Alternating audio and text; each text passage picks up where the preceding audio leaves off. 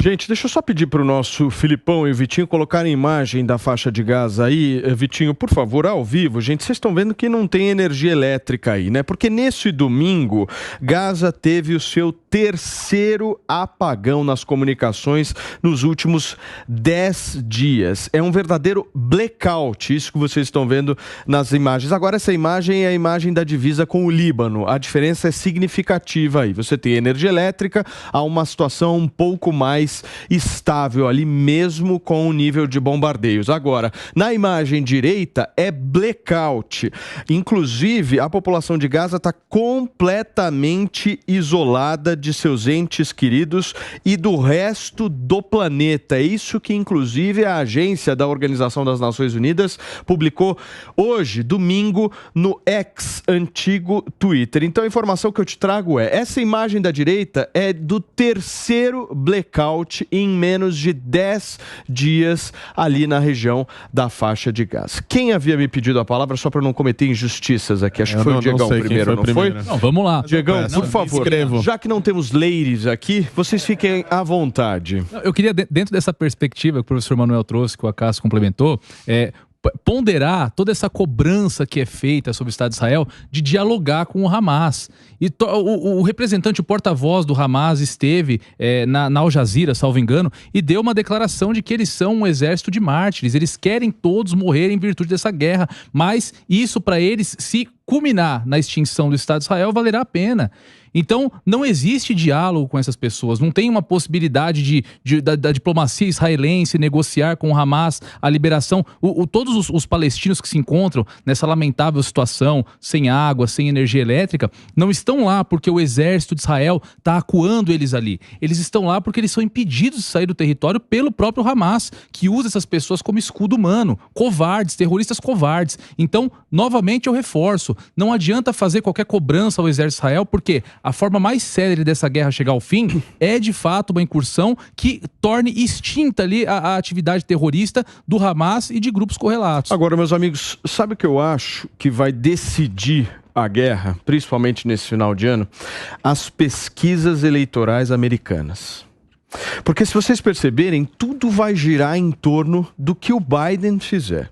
Se o Biden continuar firme apoiando Israel, o curso segue e os bombardeios continuam. Agora, eu me preocupei bastante com essa última fala do Antony Blinken, que eu achei uma mureta completa, meu querido Acácio. É aquela história, olha só, vamos de alguma forma apoiar Israel, mas, todavia, porém, um cessar-fogo humanitário é importante.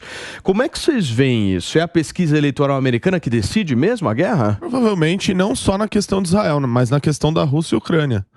Porque, enfim, os Estados Unidos enviou bilhões de dólares para a Ucrânia em sua resistência. Ultimamente, pelas notícias que a gente tem, infelizmente a Rússia vem tomando muito território nessa guerra e está ficando uma situação muito complicada para a Ucrânia. E, por outro lado, agora também tem mais um novo pedido de empréstimo para reforçar a ajuda em Israel. Então, essas situações são complicadas. Você pega ali no Partido Republicano, tem grande parte dos candidatos nesse momento que defendem com que os Estados Unidos não enviem mais recursos para ajudar na resistência desses países, uma vez que eles consideram que está uma situação muito complicada e os Estados Unidos teria outras prioridades. Isso quem está dizendo são candidatos à direita. Tá? O próprio Trump vai muito nessa linha, o Ron DeSantis, enfim, vários outros. Inclusive no Partido Democrata. O Robert Kennedy Jr. É um possível pré-candidato ali, um possível candidato no Partido Democrata que também vai muito nessa linha. Eu só queria complementar o que o Acácio falou sobre o Hamas, que hoje a gente vê aqui no Brasil muitas pessoas falando do Hamas como se fosse um grupo libertador, né? Um grupo de resistência. Soldados do Hamas. Soldados do Hamas, pessoas na Avenida Perseguem Paulista. mulheres. Pois é. As mulheres têm direitos tem que saber um pouquinho mais, eu acho, né? Lá na faixa de Gaza, o Hamas, ele é um grupo que mais segue o extremismo religioso. Né? Então você tem ali as mulheres com muito mais restrições do que, por exemplo, na Cisjordânia, que está com o Fatah.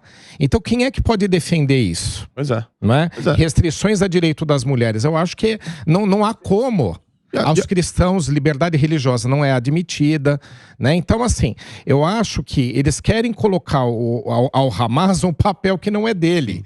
Né? A causa palestina, vou repetir, tem seu valor, os palestinos têm direito ao seu Estado e essa questão tem que ser resolvida, né? Mas não pode misturar o Hamas com a própria causa. A única pergunta que eu faço, perdão, só para concluir, eu vejo hoje essas pessoas na Avenida Paulista, em várias outras cidades do Brasil, defendendo o Hamas.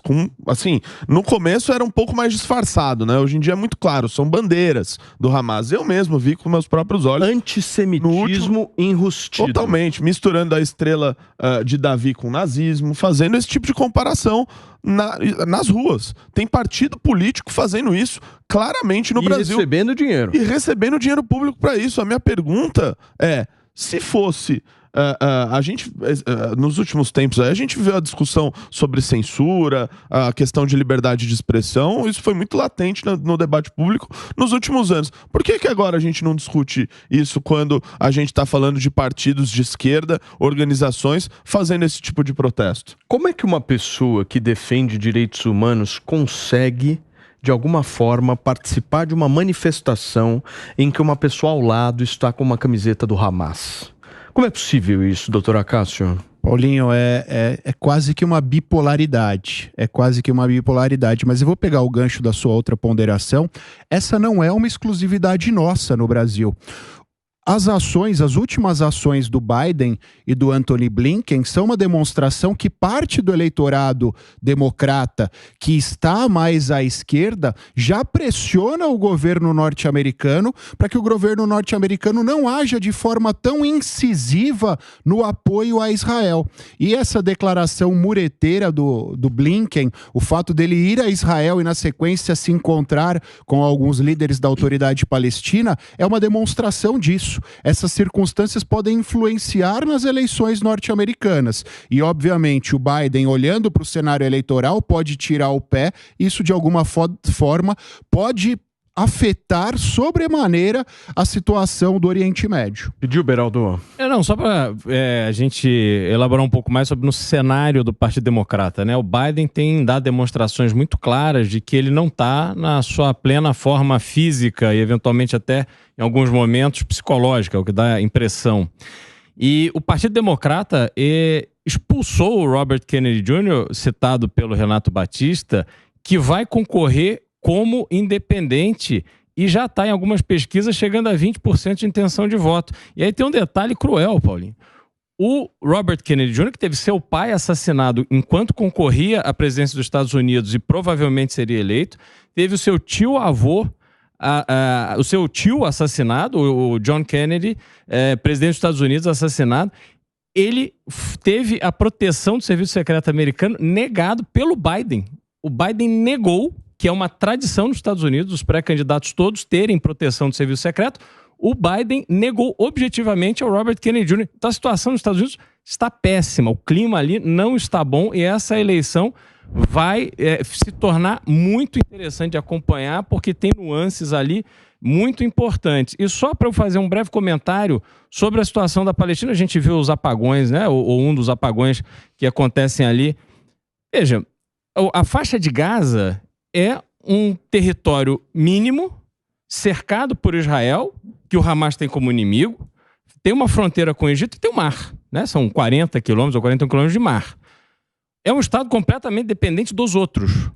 E aí, nesta situação, sabendo que é dependente dos outros, o Hamas não quer saber, impõe a sua população ao perigo extremo. E aí não só o perigo da vida, mas também de uma vida cotidiana repleta de limitações, aonde Israel, o exército israelense, avisou que entraria na faixa de Gaza, está todo mundo sabendo, só que os túneis, as centenas de quilômetros de túneis, não foi aberto para a população civil. E aí agora o Hamas fica usando essa questão da morte de civis, afinal de contas é uma guerra, a morte de civis é uma consequência esperada, infelizmente, fica usando isso como uma justificativa para se legitimar em relação a Israel, que teoricamente está cometendo atrocidades. É mentira. E só mais uma coisa que eu queria colocar aqui em debate. Como é que a faixa de Gaza, esse pequeniníssimo território, tem milhares de mísseis para lançar contra Israel. Como é que esses mísseis chegaram ali? O Grupo Wagner anunciou na semana passada, ou essa semana agora, que terminou ontem, que vai mandar ali equipamentos para apoiar o Hamas. Como é que esses equipamentos chegam? Na minha opinião, Israel, obviamente, tem ali o monitoramento do mar, só pode ser pela fronteira com o Egito. E aí, o que cabe a Israel fazer? Eu quero colocar essa provocação aqui, Paulinho.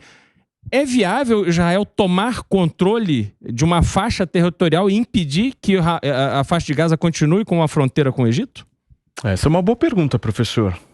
O que acontece é que você também não pode não limitar, né? Você não pode deixar ali totalmente sem eles terem algum tipo de governo de gestão sobre a faixa de Gaza, né? Então o Hamas, quando ele foi eleito, Israel acabou dando certas liberdades a ele. Inclusive com uma percepção na época equivocada que se mostrou agora, né, que realmente foi equivocada.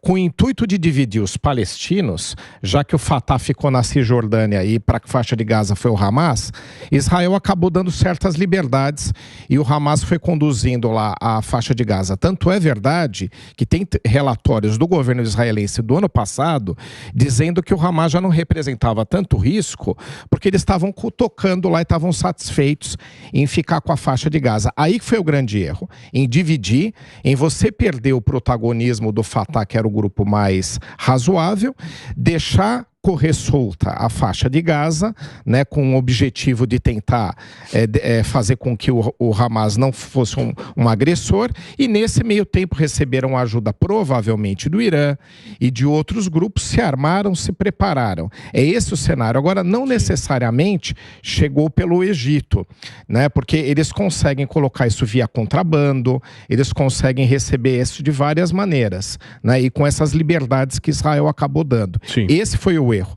deixar um pouco solta aquela região.